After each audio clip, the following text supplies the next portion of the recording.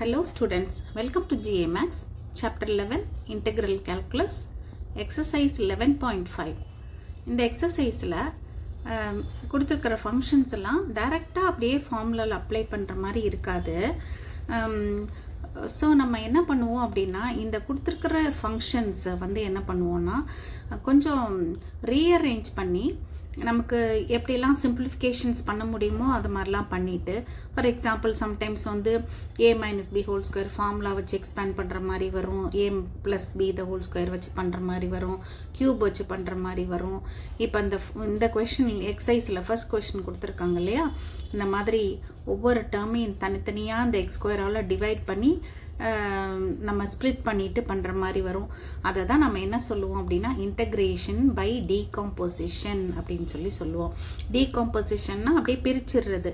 நம்ம இதை வந்து கொஞ்சம் ரீஅரேஞ்ச் பண்ணி சிம்பிளிஃபிகேஷன்ஸ் எல்லாம் பண்ணி கொண்டு வந்ததுக்கப்புறம் நமக்கு சம் ஆஃப் ஃபங்க்ஷன்ஸாக கிடைக்கும், இல்லைன்னா டிஃபரன்ஸ் ஆஃப் ஃபங்க்ஷன்ஸாக கிடைக்கலாம், இல்லை வேறு சம் அதர் ஃபார்மாக கிடைக்கலாம். ஸோ தேட் நமக்கு அந்த ஃபார்முக்கு வந்ததுக்கப்புறம் நமக்கு வந்து ஃபார்முலா டைரெக்டாக அப்ளை பண்ணுற மாதிரி இருக்கும், இன்டகிரேஷன் ஈஸியாக சிம்பிளாக பண்ணுற மாதிரி இருக்கும்.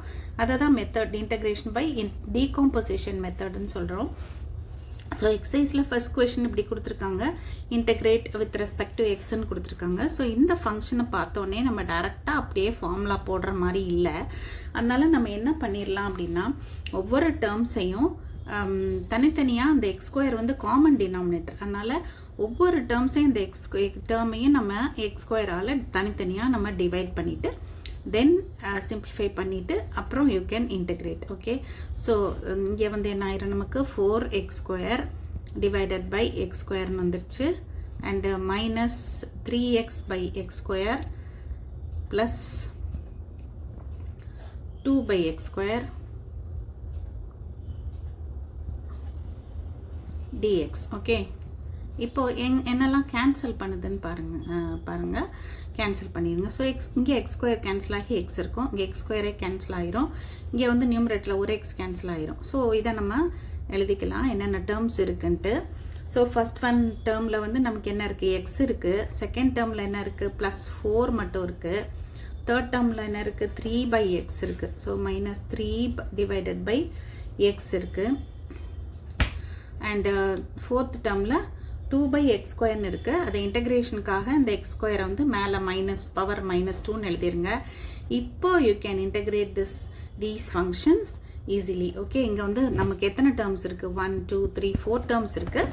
எல்லாமே நமக்கு வந்து easily can be integrated easily. Okay, so இப்போ வந்து எக்ஸுக்கு இன்டகிரேஷன் என்னது, எக்ஸ் ஸ்கொயர் பை 2 இல்லையா. தனித்தனியாக ஒவ்வொரு டேர்மையும் நம்ம பண்ணிக்கலாம். நம்ம வந்து லாஸ்ட் எக்ஸசைஸில் பிரித்து எழுதி சம் டிஃப்ரென்ஸ் இருந்தால் பண்ணோம், அது மெத்தட் என்னன்னு பார்த்தோம். பட் அப்படி பண்ணி தான் இன்டகிரேட் பண்ணணுன்ட்டுல டைரெக்டாகவே பண்ணிடலாம். ஸோ எக்ஸுக்கு இன்டகிரேஷன் பவரில் 1 ஆட் பண்ணுவோம், அப்போ 2 வந்துடும், பை 2 வந்துருச்சு. அப்புறம் 4 இன்ட்டு டிஎக்ஸ் இருக்குது. டிஎக்ஸ்க்கு இன்டகிரேஷன் வந்து எக்ஸ் இல்லையா, இன்டகிரல் டிஎக்ஸ் இஸ் எக்ஸு. வெளியே வந்து ஒரு 4 இருக்கிறனால, இங்கே வெளியே ஒரு 4 இருக்கிறனால இதோட இன்டகிரேஷன் என்ன ஆயிரும்னா 4 into integral dx is x. So இந்த இடத்துல அதனால தான் 4xன்னு போட்டிருக்கோம். அண்ட் நெக்ஸ்ட் டேர்ம் வந்து minus 3 by x. So minus 3 1 by எக்ஸ்க்கு இன்டகிரேஷன் என்னது, லாக் மாட் எக்ஸ் இல்லையா. ஸோ லாக் மாட் எக்ஸ் போட்டுக்கோங்க. And plus 2 into x power -2க்கு இன்டகிரேஷன் எப்படி வரும், x power -2 plus 1 divided by -2 plus 1 plus சின்னு வந்துடும். Okay, so this is equal to, simplification மட்டும் பண்ணிடலாம், ஈக்குவல் டு ஃபர்ஸ்ட் டேர்ம் என்னது எக்ஸ் ஸ்கொயர் பை 2ன்னு வந்துருச்சு. Second term plus 4x minus 3 log mod x minus 3 log mod x plus 2 into இது என்ன ஆயிரும் நமக்கு, எக்ஸ் பவர் -2 ப்ளஸ் 1னா எக்ஸ் பவர் -1ன்னு வந்துடும் இல்லையா. இது வந்து எக்ஸ் பவர் -1ன்னு வந்துடும். டினாமினேட்டரில் வந்து ஒரு -2 ப்ளஸ் 1ன்னு இருக்குது.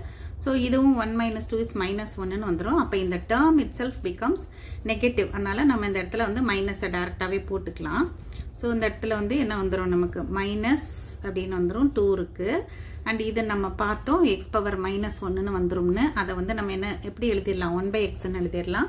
அதனால் இந்த டேர்ம் வந்து -2/xன்னு ஆயிரும். Okay, so plus see this is the integration of the given function. இப்போ காம்ப்ளெக்ஸாக இருந்ததை வந்து நம்ம சிம்பிள் ஆக்கிட்டோம் by using the decomposition method of integration.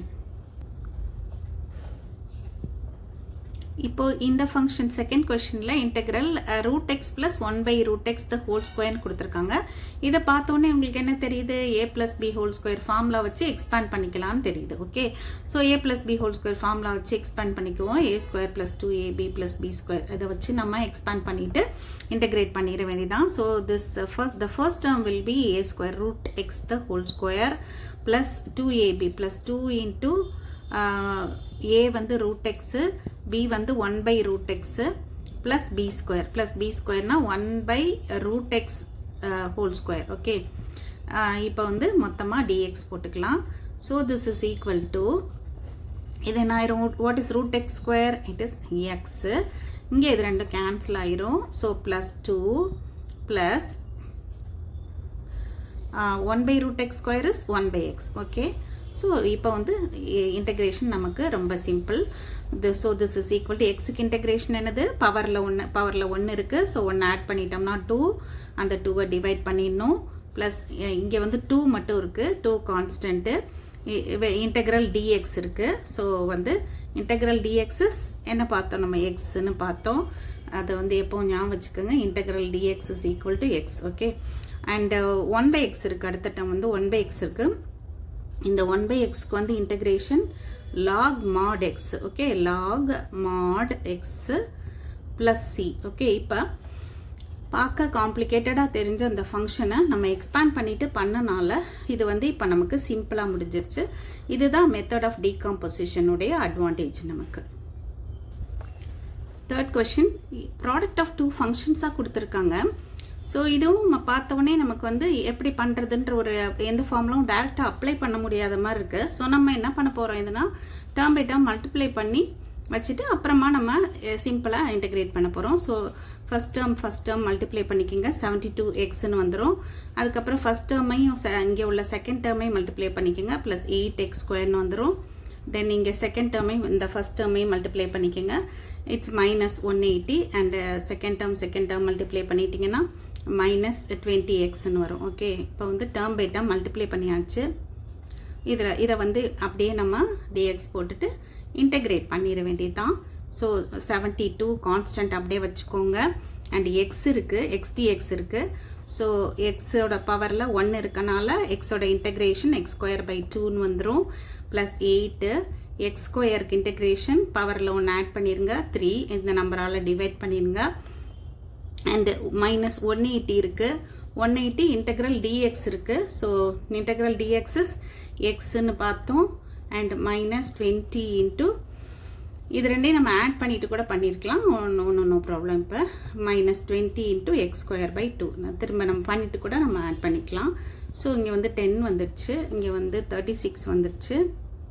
இங்கே வந்து ஈக்குவல் டு இப்போ x² டேர்ம்ஸை நம்ம ஆட் பண்ணிடலாம். 36x² மைனஸ் x³ டேர்ம் கூட முதல்ல நம்ம எழுதிடுவோம். ஸோ இங்கே இருக்க x³ term this is equal to 8/3x³ x² term 36x² minus 10x² இருக்கு.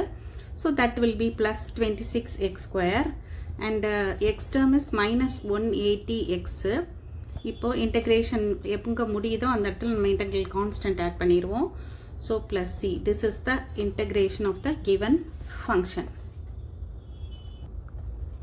ஃபோர்த் கொஸ்டின், இன்டெக்ரல் cot²x + tan²xன்னு கொடுத்துருக்காங்க.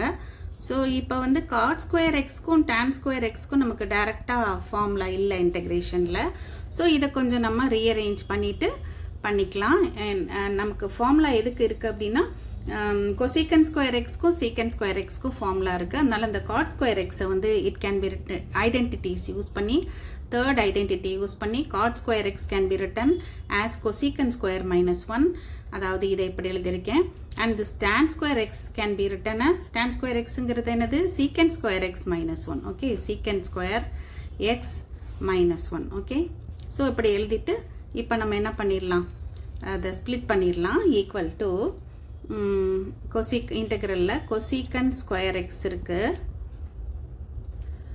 தனித்தனி இன்டெக்ரலாக எழுதினாலும் ஓகே தான், இல்லை இப்படியே வச்சுக்கிட்டாலும் ஓகே தான். Minus plus secant square x வச்சுக்கலாம். சீக்கன் ஸ்கொயர் எக்ஸு -1 -1 -2 ஆயிரும். டிஎக்ஸு நீங்கள் வேணும்னா டிஎக்ஸ்னு தனித்தனியாக 3 இன்டெக்ரல்ஸாக பிரிச்சுக்கோங்க. இப்போ நான் அப்படியே போட போகிறேன். ஸோ இன்டெக்ரல் கொசீக்கன் ஸ்கொயர் எக்ஸ்க்கு ஃபார்முலா என்ன தெரியும் நமக்கு? Integral of cosecant square x is cot square x, cot x. Okay, integral cosecant square x equal to minus cot x, இல்லையா? minus cot x. and what is integral secant square x?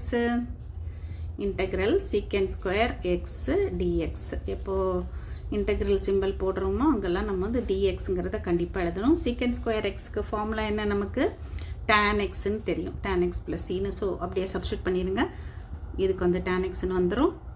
And -2க்கு integration என்னது? -2 அப்படியே எழுதிருங்க. Integral dx இருக்குது. dxக்கு integral வந்து x. Okay, so plus c. இதுதான் வந்து integration. எப்போவுமே negative டேர்ம்ஸை நம்ம ஃபஸ்ட் ஆன்சரில் ஃபஸ்ட் இருந்துச்சுன்னா அப்படி எழுத மாட்டோம். ஸோ ரீஅரேஞ்ச் பண்ணி பாசிட்டிவ் டேர்மை ஃபஸ்ட் எழுதிக்கோங்க. tan x minus cot x minus 2x plus c. okay, this is the integration of the given function. okay students, இந்த integrations எல்லாம் டிஃப்ரெண்ட்டாக இருக்கிறனால நீங்கள் ஒர்க் அவுட் பண்ணி இன்டிகிரேட் பண்ணி பாருங்கள். அப்போ தான் உங்களுக்கு அது ஈஸியாக இருக்கும். and we'll continue in the next video.